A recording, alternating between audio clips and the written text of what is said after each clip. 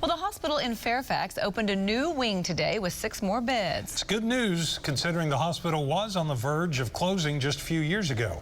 News on 6's Emery Bryan has the story. The hospital expansion comes after a new owner, a physician, came in and bought the hospital and hired a new management team. Their theory was that the only way for rural hospitals to survive is to be good enough to compete with those in larger cities.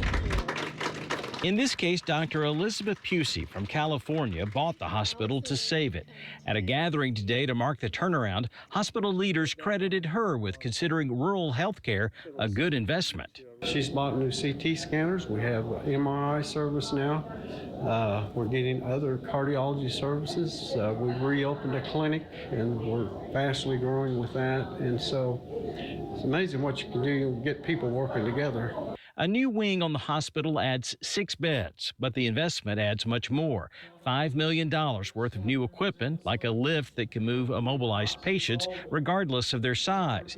And all 25 rooms have new smart beds that help monitor patients. Since we bought these beds, we have not had one fall. At one point, the staff was working without pay in the old hospital, but now they're getting raises and bonuses, which for the CEO makes hiring a lot easier. A lot of times when we get them here, they interact with our staff. We have a pretty high success rate of being able to keep them making part of the family here at Fairfax.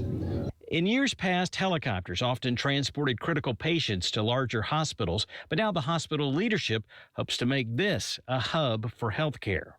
We're able to really focus on a larger market with more available patients and bring those patients here to Fairfax to receive care.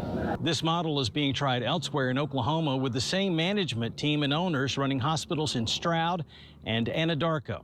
In Fairfax, Emery Bryan, Oklahoma's own News on 6.